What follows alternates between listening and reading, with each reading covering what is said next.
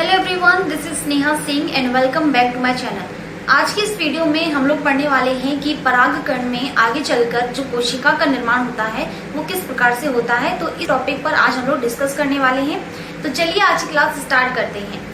तो अब हम लोगों ने पिछली वीडियो में क्या पढ़ा था? हम लोगों ने पिछली वीडियो में पढ़ा था कि परागकण की संरचना कैसे होती है। ठीक है, हम लोगों ने देखा था कि परागकण में दो उसके आउटर लेयर्स होती हैं। दो लेयर्स के बारे में समझा था हमने। पहले लेयर को हमने बोला था एक्साइन और दूसरे को इंटाइन। एक्साइन यानी कि जो बाहर आउटर लेयर होती है उसे हम एक्साइन बोलते हैं, और जो उसकी अंदर वाली लेयर होती है, जो अंडर लेयर होती है, उसे हम इंटाइन बोलते हैं। ठीक है, दोनों का महत्व भी हमने देखा था, दोनों का कार्य भी हमने देखा था, और वो किससे बनती है इन सब चीजों के बारे में हमने डिस्कस किया था। आज की इस वीडियो में हम लोग पढ़ेंगे कि परागकण के अंदर जो कोशिका का निर्माण होता है केंद्रक विभाजन के दौरान, वो किस प्रकार से होता है। हमने जब पढ़ा था लघु बीजाणु जनन, ठीक है, प्रोसेस हमने जब देखा था कि लघु बीजाणु जनन किसको बोलते हैं, लघु बीजाणु का निर्माण यानी कि परागकण के निर्माण की क्रिया को हम बोलते हैं। ठीक है, अब क्योंकि देखो हमें ये चीज पढ़ने की जरूरत क्यों है कि परागकण के अंदर कोशिका का निर्माण क्यों होता है, क्योंकि हम जानते हैं, मैंने आपको इससे पहले वाली वीडियो में बताया था कि जो परागकण होता है वो एक्चुअल में नर युग्मक उद्भिद यानी कि मेल गैमेटोफाइट होता है, यानी कि वो नर युग्मकों को ग्रहण करके रखता है, यानी कि उसके अंदर नर युग्मक यानी मेल गैमेट्स होते हैं, समाहित होते हैं। ठीक है, तो अब हमने देखा है कि जैसा कि मैंने कहा कि लघु बीजाणु जनन में हमने देखा था कि जो परागकण होते हैं वो एक तरह से टेट्राड की फॉर्म में होते हैं, टेट्राड की फॉर्म में प्रेजेंट होते हैं, इस टाइप से, है ना। इस तरह से हमने देखा था कि जो परागकण होते हैं वो टेट्राड की फॉर्म में मतलब होते हैं, है ना। सभी में केंद्रक भी होता है, सभी चीजें होंगी, साइटोप्लाज्म होगा वगैरह, ये सब चीजें होंगी, है ना। फिर हम कहते हैं कि जब डिहाइड्रेशन होता है, जब वाटर लॉस होता है, तो ये चारों ही क्या हो जाते हैं, अलग अलग हो जाते हैं। टेट्राड यानी कि चार परागकण जो है वो आपस में जुड़कर रहते हैं, तो उसे हम टेट्राड बोलते हैं कि वो टेट्राड की फॉर्म में है ना। तो अब हम ये हमारा क्या है, टेट्राड। ठीक है, टेट्राड हिंदी में लिख देते हैं चतुष्क। इसको हम क्या बोलेंगे, चतुष्क। ये चतुष्क की अवस्था में है, टेट्राड की फॉर्म में है। अब क्या होगा, इसमें से वाटर लॉस होगा। क्या होगा, वाटर लॉस होगा, इसे हम बोलते हैं डिहाइड्रेशन, है ना,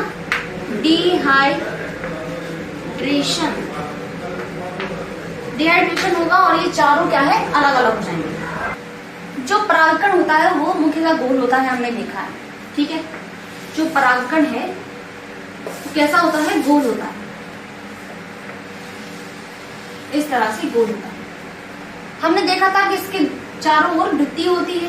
ठीक है, उन सब चीजों के बारे में मैं बता चुकी हूँ, तो मुझे बताने की जरूरत नहीं। ठीक है, दो भित्तियां होती है, ये तो हमारी हो चुकी है प्लाज्मा मेम्ब्रेन। प्लाज्मा मेम्ब्रेन अंदर वाली हो गई है इंटाइन, बाहर वाली हो गई है एक्साइन, है ना। और क्या होता है, इसके अंदर वैक्यूल होता है, बड़ा रिक्तिका होती है। ठीक है, ये क्या है, वैक्यूल है, वैक्यूल। ठीक है, ये वैक्यूल है, और यहाँ पर होता है केंद्रक। ठीक है, परागकण के अंदर होता है केंद्रक एक। अब ये केंद्रक किस तरह से डिवीजन करेगा, अब उसके बारे में हम समझेंगे। तो नॉर्मल डिवीजन होता है इसमें। ठीक है, पहले क्या करता है, ये जो केंद्रक है वो साधारणतः डिवीजन करेगा। तो डिवीजन कैसे होता है, ये जो सेल है हमारी, ये परागकण है, इसके अंदर जो वैक्यूल्स है, ये वैक्यूल्स को बना देते हैं। अब जो केंद्रक है उसमें नॉर्मल डिवीजन ऐसे होता है, यहाँ पर एसिमेट्रिक स्पिंडल्स बनते हैं, यानी कि असममित तंतुओं का निर्माण होता है।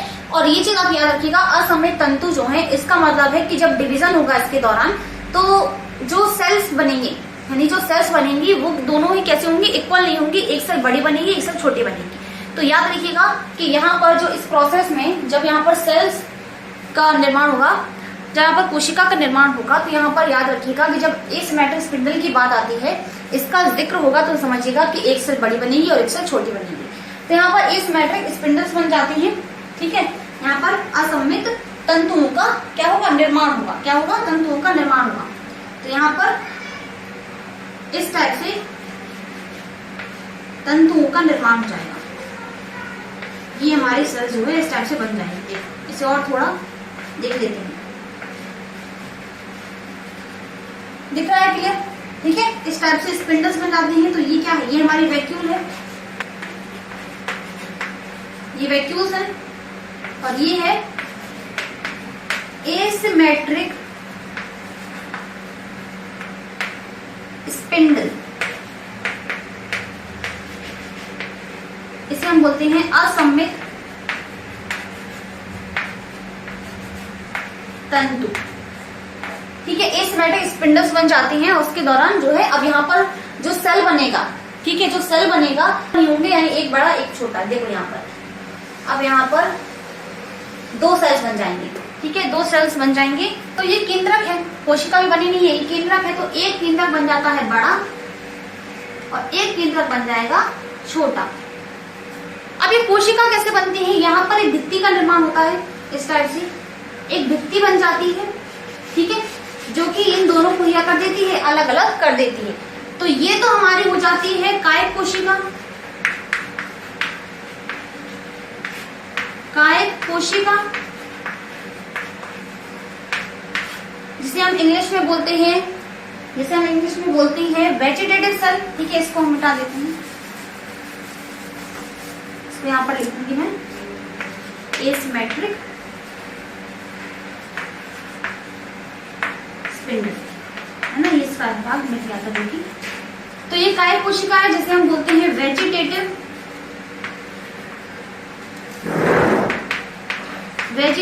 सेल। ठीक है, ये हमारी कायिक कोशिका है और ये हमारी हो जाएगी जनन कोशिका। ये जनन केंद्रक है। ठीक है, कोई कोशिका में ही मैं इसे इन्वॉल्व कर लूंगा।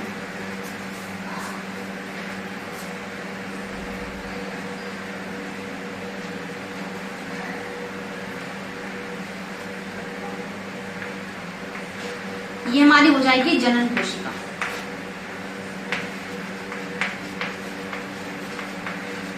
और इसे हम इंग्लिश में बोलते हैं जनरेटिव सेल।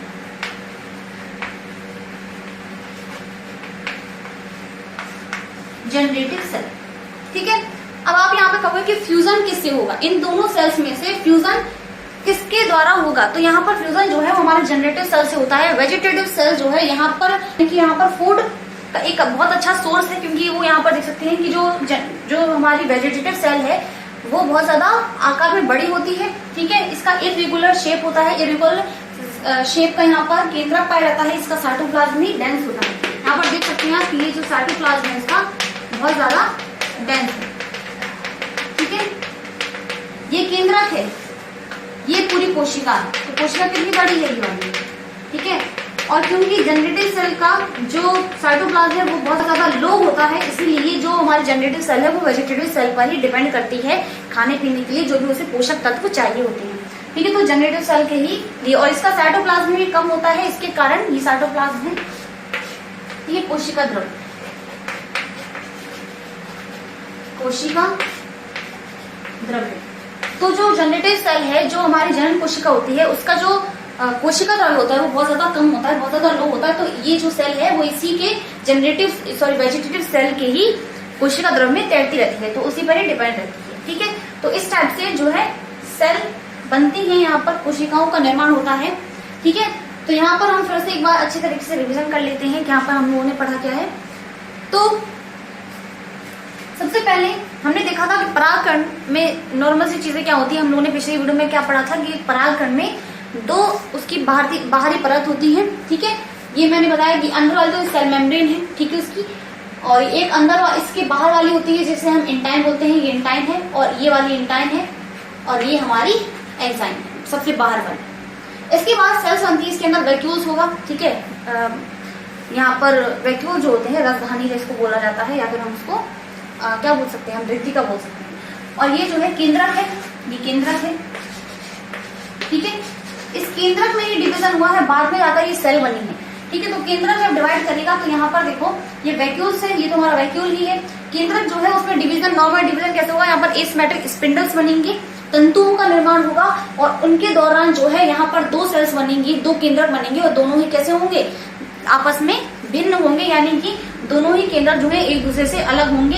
एक बड़ा केंद्रक का निर्माण होगा और एक छोटे केंद्रक का निर्माण होगा। जो काय कोशिका का केंद्रक होता है वो इरेगुलर होता है साइज में, क्योंकि उसमें आप देख सकते हो, ठीक है, कि उसमें शेप उसका गोल नहीं होता है। यहाँ पर मैंने गोल बना दिया, तो बस थोड़ा सा इरेगुलर होता है। ठीक है, यहाँ पर आप देख सकते हो जनन कोशिका में यहाँ की जो जनन कोशिका होती है वो एक तरह से उत्तल लेंस के आकार की होती है। यहाँ पर आप देख सकते हो उत्तल लेंस ऐसा आकार बनता है ना। और केंद्र किसका गोली होता है जनन कोशिका का। कोशिका जो है वो आपकी जो है कैसी होती है, जो कोशिका होती है वो आपकी उत्तल लेंस के आकार की होती है, उत्तल लेंस आकार है ना, उत्तल लेंस के आकार की होती है। आप देख सकते हो इस टाइप की है ना, ऐसा ही होता है उत्तल लेंस। तो ऐसे आकार की होती है, ठीक है। इसे नोट करो फिर हम इसे ड्रॉ कर देंगे, ठीक है। सबसे इंपॉर्टेंट चीज यहाँ पर ये आती है कि जो जनन कोशिका है वो पुनः विभाजित होती है या नहीं होती। 60% एंजियोस्पर्मिक प्लांट, एंजियोस्पर्मिक प्लांट यानी कि आवृतबीजी पौधे जो होते हैं उनमें 60% पौधे ऐसे होते हैं जहां पर जो जनन कोशिका होती है या फिर जहां पर जो परागकण होता है वो दो कोशिकीय अवस्था में होता है। जो परागकण होता है वह दो कोशिकीय अवस्था में होता है, दो कोशिकीय अवस्था।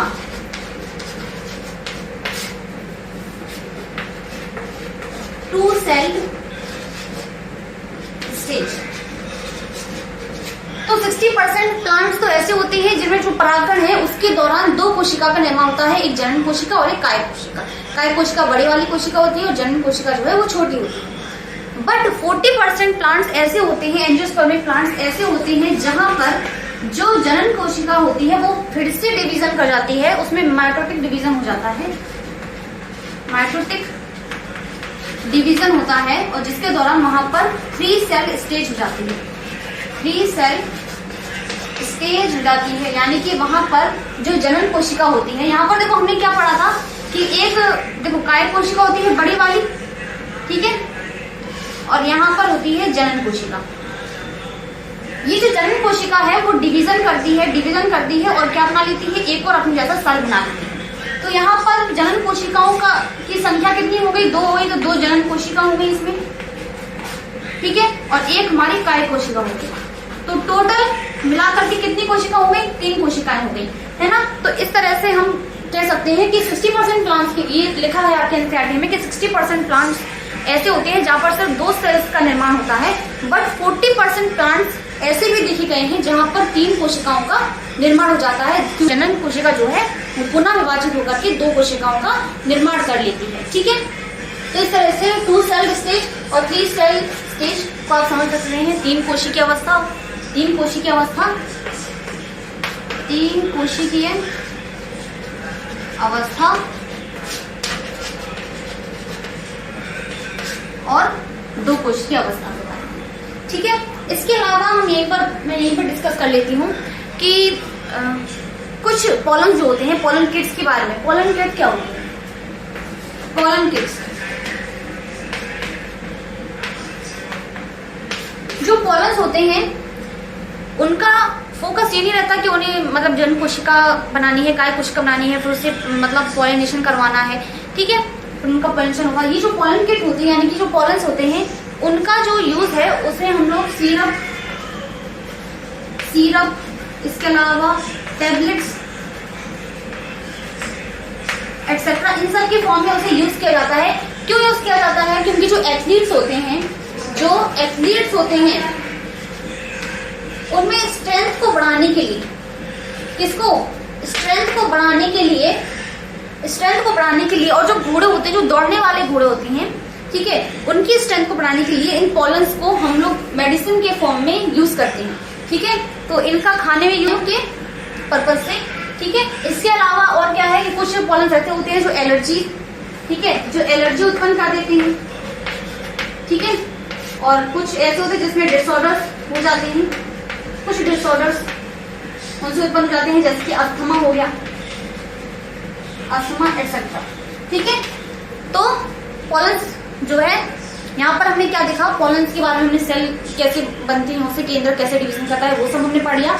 इसके अलावा तो हमने यहाँ पर देखा कि 60% प्लांट्स ऐसे होते हैं जहाँ पर जो सेल होती है वो 2 सेल स्टेज में होते हैं, यानी कि जो परागकण होता है वो 2 कोशिकीय अवस्था में होता है, और 40% एंजियोस्पर्मिक प्लांट यानी कि 40% आवृतबीजी पौधों में क्या होता है कि जो जनन कोशिका है वो फिर से डिवीजन करके 3 कोशिकाएं बना लेती है, सॉरी 2 कोशिकाएं पुनः बना लेती है। तो टोटल वहां पर कितनी हो जाती है? 3 कोशिकाएं, दो जनन कोशिका और एक काय कोशिका।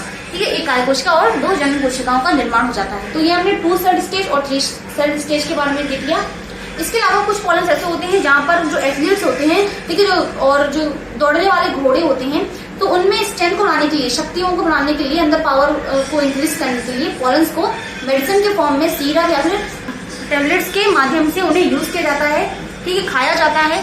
और इसके अलावा जो कुछ पॉलन्स ऐसे होते हैं जो एलर्जी भी उत्पन्न कर देते हैं, जिसके कारण डिसऑर्डर्स भी होते हैं, ठीक है, जैसे कि अस्थमा हो गया, ऐसी और भी बीमारी जो है उससे उत्पन्न हो जाती है। तो ये हमने पढ़ लिया है, ठीक है। आज की वीडियो में, अगली वीडियो में हम इसके नेक्स्ट टॉपिक पर डिस्कस करेंगे। तो आई होप कि आपको आज की वीडियो पसंद आई है। तो thank you so much for watching.